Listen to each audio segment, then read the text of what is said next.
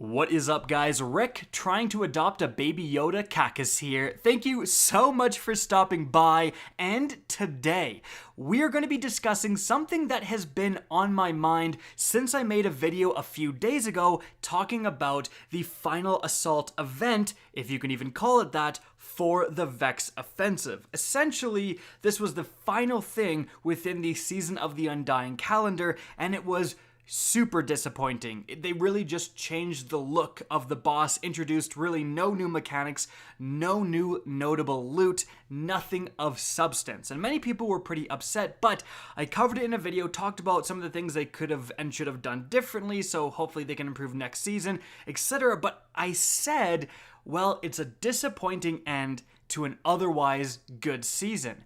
And I got a lot of pushback for doing so because people were saying, what are you talking about, Ricky boy? This season has frankly sucked. Like, this has been the worst season ever. And I was thinking, what are you talking about? You know, we got the moon. We got the introduction of Armor 2.0 and seasonal artifacts.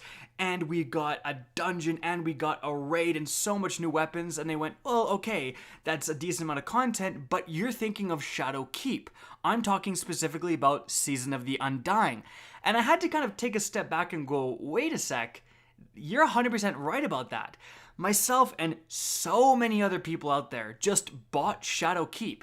And in doing so, Season of the Undying is automatically included. I kind of forgot about the fact that you can specifically buy just Season of the Undying. For 1,000 silver or around $10 US, you can buy Season of the Undying on its own. You don't get access to any Shadowkeep stuff. And so that really explains why people were so upset about Final Assault, is that it's a pretty sizable chunk of what they paid for in terms of this season, not counting Shadowkeep. So, like, what do you actually get just for Season of the Undying? What are people paying these $10 for? Because remember, what we're obviously going to compare this to is last year's seasons, with Season of the Forge, Season of the Drifter, and then Season of Opulence. Now, although you had to pay $30 up front, you couldn't buy each of those on their own, which is an improvement that's happening this year. They're still breaking down as $10 each, and those had quite a bit of content, like Season of Opulence especially. We're talking about a new raid, we're talking about a huge new activity, tons of loot, etc. Okay, what does Season of the Undying have and how does it compare? Well, basically, you're going to get Vex Offensive and the associated weapons, which that by itself ain't that bad. Vex Offensive is actually pretty fun. Obviously, it gets a little bit monotonous as you keep farming it. The weapons are actually pretty decent. The SMG and the pulse rifle and the hand cannon are all actually quite good. There's a bounty system, so you can specifically farm certain weapons and try to get certain rolls, which is fantastic. But what else do you get? Well, looking at this official list from Bungie, you get the Leviathan's Breath exotic quest, and therefore the exotic bow associated with it, as your really only other substantial thing of note. I mean, if we look at some of the other stuff here, you instantly get the Arania's Vow hand cannon, but you get that if you're a free player. You just get that a little bit later after leveling up for a bit. And then you're going to get, seasonal armor, which doesn't really matter too much, some ornaments. You get the premium section of that season's pass, which does include some helpful things, like there's a bonus to level up catalysts faster for exotics, and there is a few things that give you a little bit more materials, but the rest of the stuff, I mean, exotic or emote, ship, ornament, like that's not substantial content. So really, what you're paying $10 for is Vex Offensive and the associated weapons, and the Leviathan's Breath exotic quest, and a few other kind of goodies sprinkled in, but nothing of note. That's not great. Again, we're comparing that to past seasons that have had entire raids and loot associated with those raids. Already you get more content than the entire Vex Offensive, and that's not including all these other activities like Forges, Menagerie, etc.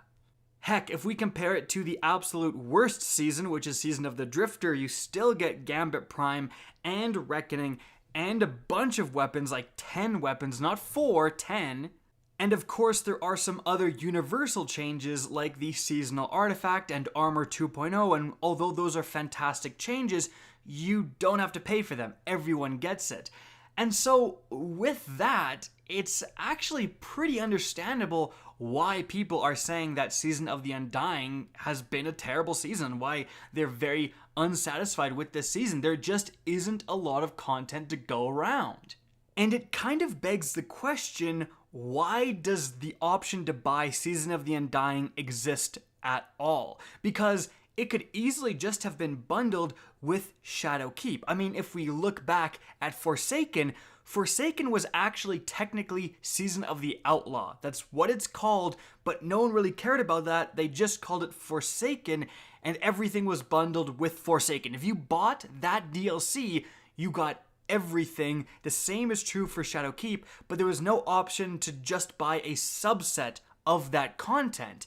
And I think that may have been the superior way to do it, because if you just bought Season of the Undying, of course you're going to feel like you missed out. But for players who buy Shadowkeep, they get just so much more. And it does kind of obviously make sense from the perspective of, okay, you paid more money, you get more content. Of course that exists.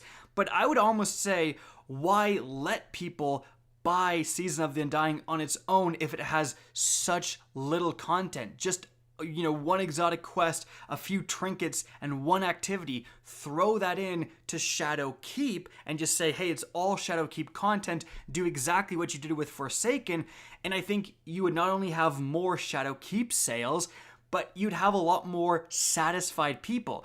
The funny thing is, the free players are almost getting the best deal. If you're a brand new player, if you're a new light player, you're getting a completely reworked Armor 2.0 system. You're getting the seasonal artifact, which allows for some awesome builds.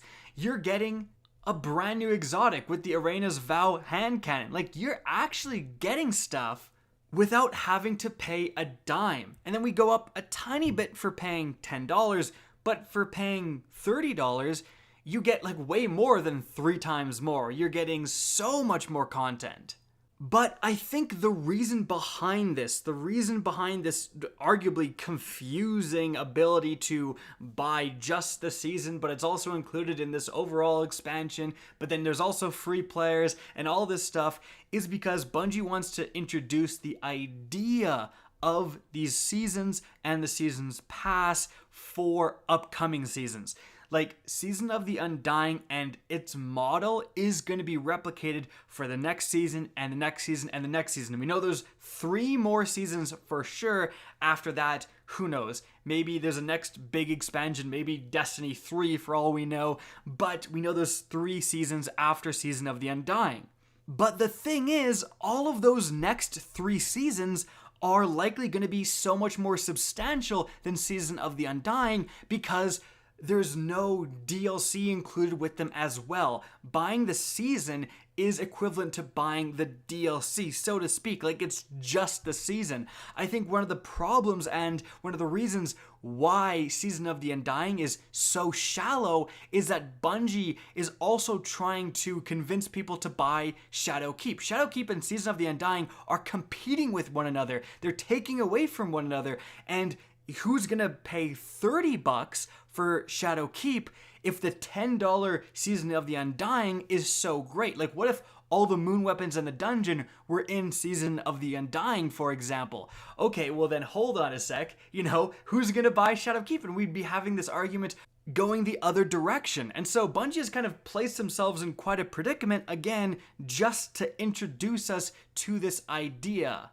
Because there's frankly not enough content to go around in between both Season of the Undying and Shadowkeep. And what this does is it puts a pretty substantial kind of cloud over the next season for everyone who just bought Season of the Undying. Like, you're probably not too happy with Season of the Undying, especially since it ended so poorly, and then they're gonna announce Season of the Dawn, and you're gonna be like, yeah, I already got screwed, I'm not gonna get screwed again. Like I said previously, though, the thing is, Season of the Dawn will likely have so much more content than Undying because it's just kind of one package. And I bet when it's unveiled, we'll see just how much more content it has than Undying. But the problem is that you've created this huge population of people with negative thoughts towards seasons because you've kind of screwed them with Season of the Undying. And I think this was a huge misplay by Bungie's part. I think what they should have done is, okay, you need to split them up because you need to introduce people to the Seasons Pass and how these seasons are going to flow into one another, because the events of Season of the Undying are likely going to be what flows into Season of the Dawn if the hints from Bungie and so on are anything to go off of, not necessarily the events of Shadowkeep. So that storyline is more contained.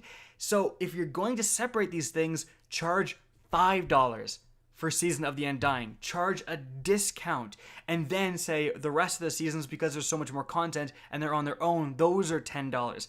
I think charging $10 now is a huge mistake, because there's really just no way to justify that the content that came with Season of the Undying is worth $10 compared to the other seasons. Like, it's not even close how low of a value Season of the Undying is.